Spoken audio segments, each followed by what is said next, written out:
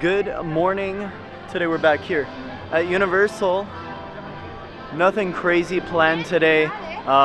Just a lot of fun stuff. We're gonna meet up with some friends later on in the day. It's kind of busy in the park, but I wouldn't say it's like crazy busy. I think the highest wait time is like 100 minutes for Jurassic. Wow, that's actually surprising. It's higher than Mario Kart. Mario Kart's 90. And they're not using virtual queues today, or as of right now. It's 4 o'clock, and it's getting a little cooler in the park as well, so that's always nice. I had to take a small little break for like 2-3 days because we were doing videos every day for like 2 weeks. It was insane. But looking right behind me, we actually have some construction over here on New York Street. This entire facade is covered up in scaffolding. It's such a weird sight. A lot of our original things with the theme park are just being torn down right now. And this is good. This is a good sign. Universal is becoming new and improved, and this might turn into something. It might be a store, it might be a cafe, we don't know. Or they just might be repainting it. Well, I don't think they're repainting it. They've ripped out the entire facade, but I'm very interested to see what they're gonna do over here. And you know what? I'm so happy this park is changing. It's always great to see a theme park revolutionize itself. And that's kind of where we're at with Universal. There's so many new projects going on around the theme park. It's gonna look different within the next 5 years, I'd say. But I think an area they really need to capitalize on is the plaza right behind me. It's kind of pointless. They could either add more seating here or more food, but it's kind of bland. It doesn't really add much to the park. So it'd be really cool if they utilize this entire area for like a show. Now walking around this area of the theme park, I mean, obviously we have all of this area that was recently torn apart. This is the former location of Animal Actors and Special Effects. Both shows are in the process of being torn down right now. It's such a wild sight to see. And of course we also have Friend Street, which has been a part of Universal since the beginning, I'd say. As soon as they started turning Universal into a theme park, Friend Street is one of the first themed lands we had. And now it's only used as a walkway to get into the Minions area, and sometimes for Halloween Horror Nights, which is their like Halloween event where they build a bunch of haunted houses, and it's a lot of fun. I'd highly recommend it. But yeah, Friend Street isn't really used either.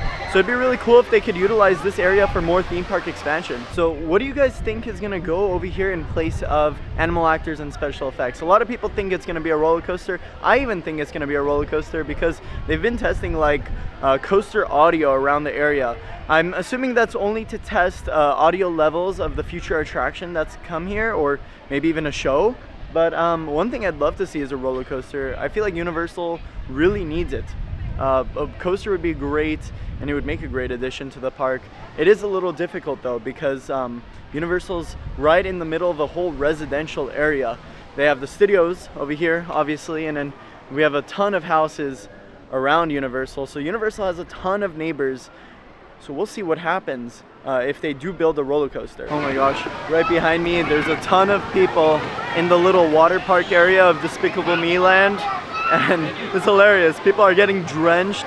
I actually did that recently. If you haven't watched my latest vlog, I spent $100 around Universal, and I wanted to see how much food I can get with $100. So you should check out that video.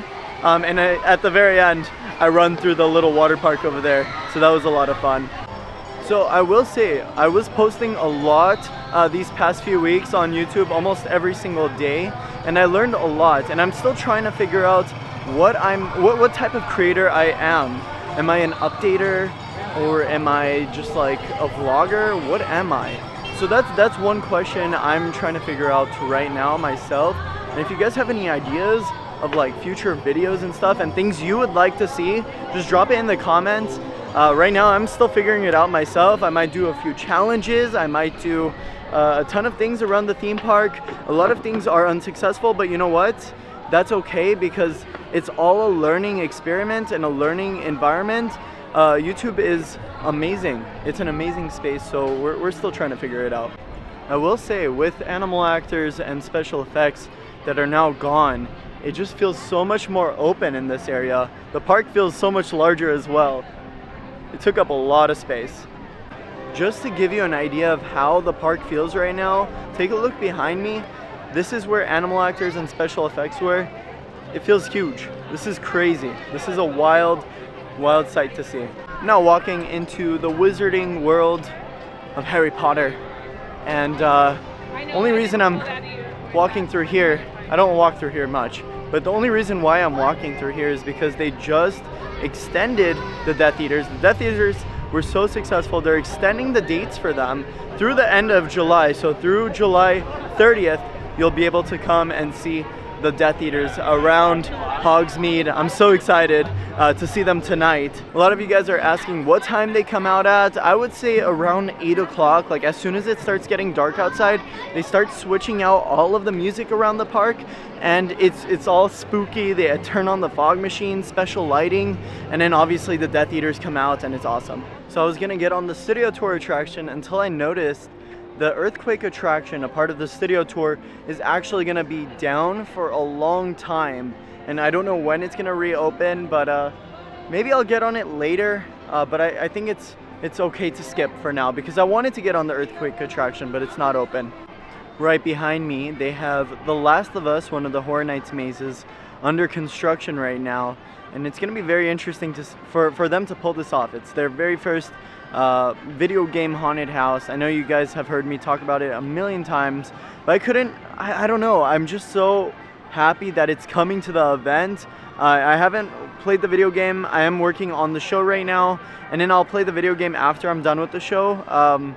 But yeah, I'm so excited for it to come to Horror Nights. Right now it's looking great. They're texturing the entire facade, and then I'm sure they'll start adding more theming later on this month.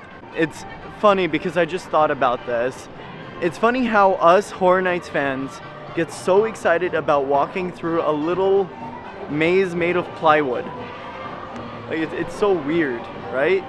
Now speaking of Death Eaters, we've reached the point of time where it's night, and that means they're all around us. I stopped the video recording by accident, but what I was trying to say is that now that it's nighttime in Hogsmeade, there's Death Eaters all around us. There's one lurking in the fog.